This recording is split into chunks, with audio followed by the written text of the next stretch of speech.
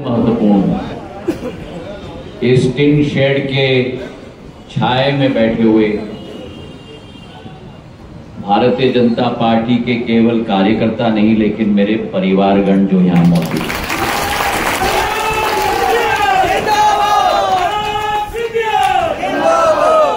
आज शाम को हमारी बैठक भी है, विस्तार में मैं वहां बोलूंगा।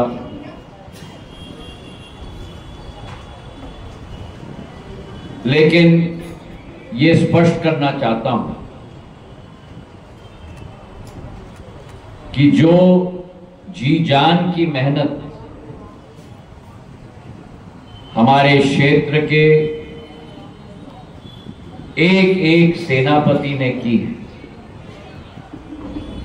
मैं दिल के गहराइयों से आपके प्रति और गुना और बमोरी की जनता के प्रति कृतज्ञ हूं और जीवन भर ऋणी रहूंगा।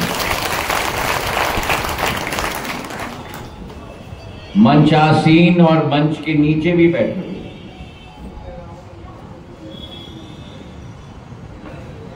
एक एक व्यक्ति ने, एक एक सेनापति, एक एक सरसेनापति ने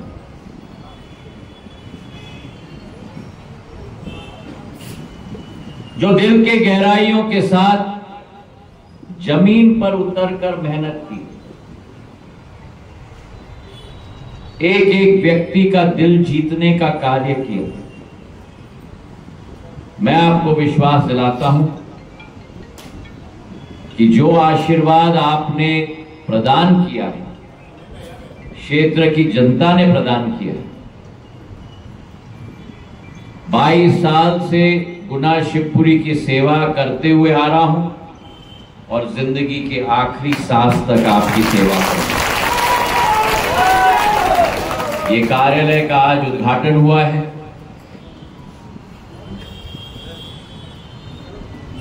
ये किसी केंद्र मंत्री का कार्यालय नहीं है, ये किसी सांसद का कार्यालय नहीं है, ये गुना जिले का जन जन का घर है। और मैं निवेदन करूंगा जिन्होंने इस कार्यालय का सुगम तरीके से क्रियान्वयन की जिम्मेदारी ली है,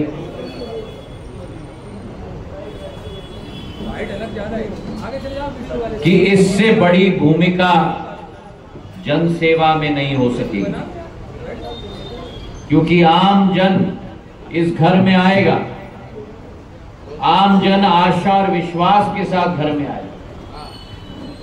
हर व्यक्ति का कार्य तो संभव नहीं है पूरा हो,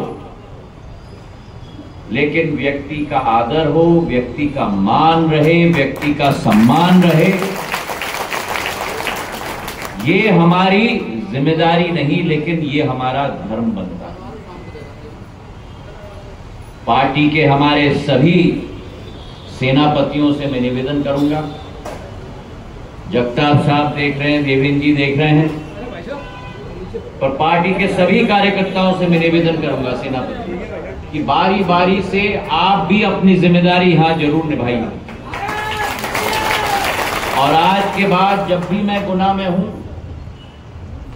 मेरा भी जनसंपर्क और लोगों से मिलना सर्किट हाउस में नहीं रहेगा, लेकिन इस घर के अंदर रहेगा।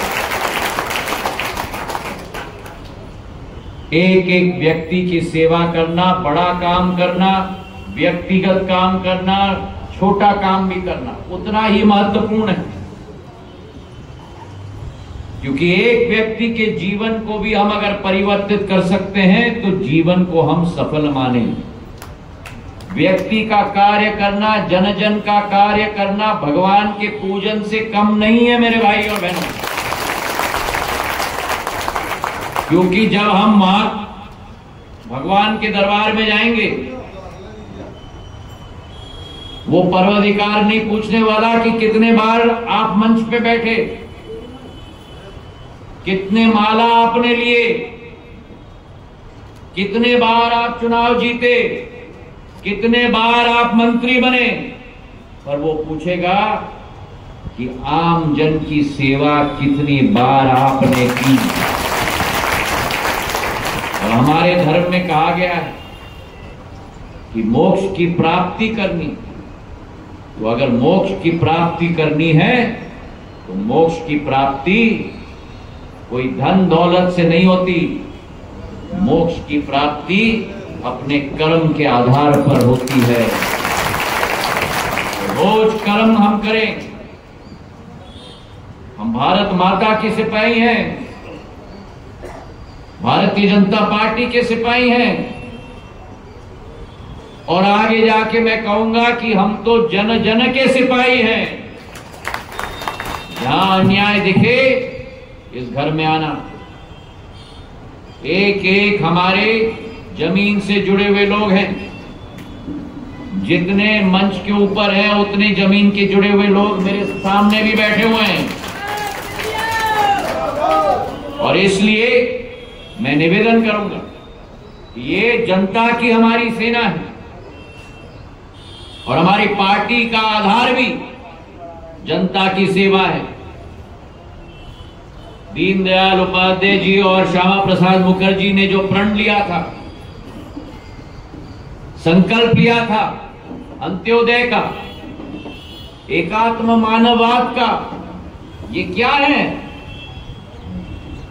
ये सेवा का एक मार्ग है, सेवा का एक लक्ष्य है, सेवा का एक संकल्प है।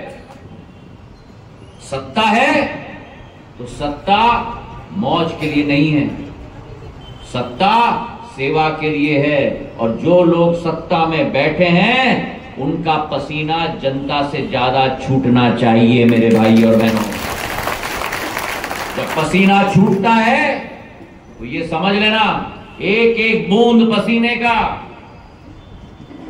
जो जमीन में जाके सिंचित करता है वो केवल जमीन को नहीं सिंचित करता, पर आपका एक एक बूंद पसीना लोगों के दिल में स्थान पाकर आपको प्यार और आशीर्वाद प्रदान करता है।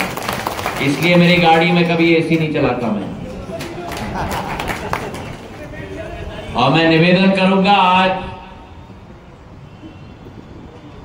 बड़ा एक भाग्यशाली दिन है। एक गुना की जनता का कार्यालय की शुरुआत हो रही है और विकास और प्रगति की भी शुरुआत हो चुकी है। मावन के स्पाइस पार्क पर दो तरफ से आपने, एक तरफ से अंडर ब्रिज मांगा, आरओबी मांगा, मैंने दोनों तरफ से आरओबी आपको दे दिया 30-30 करोड़।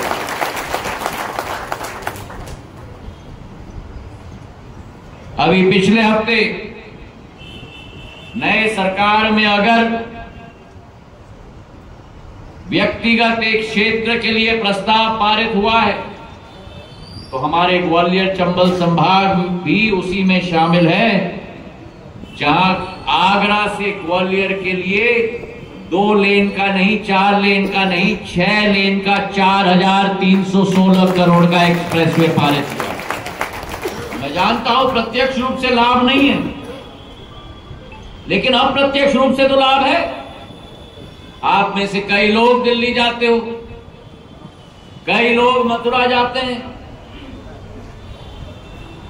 और जो वर्तमान, ये भी मैं समझा दूं, जो वर्तमान की सड़क है जो ग्वालियर से निकलती है मुरैना के लिए, मुरैना से जाती है धौलपुर, धौलपुर से जाती है आगरा, उस सड़क को हम नहीं छू रहे।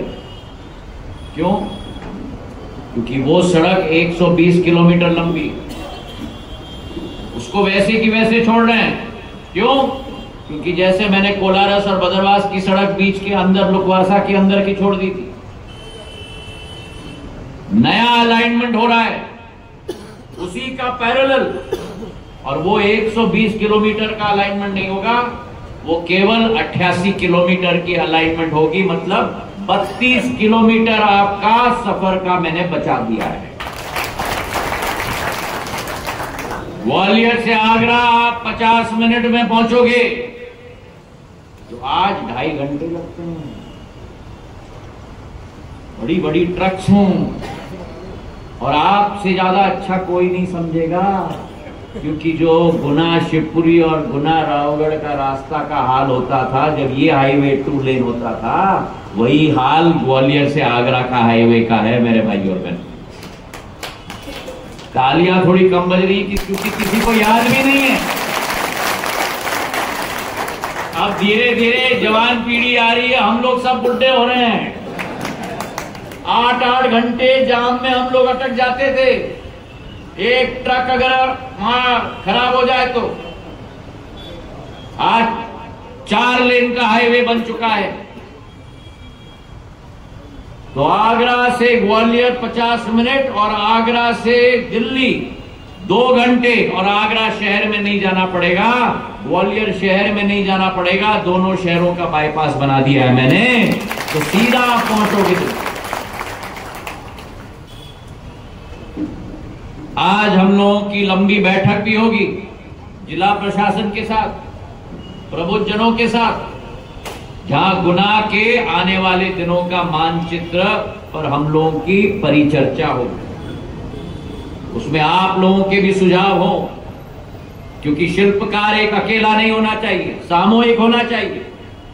और इसलिए साथ में मिलकर गुना का, नया गुना का क्या रूप होना चाहिए अगले 5 साल में, उस पर हम लोग विश्लेषण करेंगे। आज आप सब लोगों को मैं बधाई देना चाहता हूं। और सेवा का मंदिर, ये जनता का मंदिर आज हमने उद्घाटन किया है।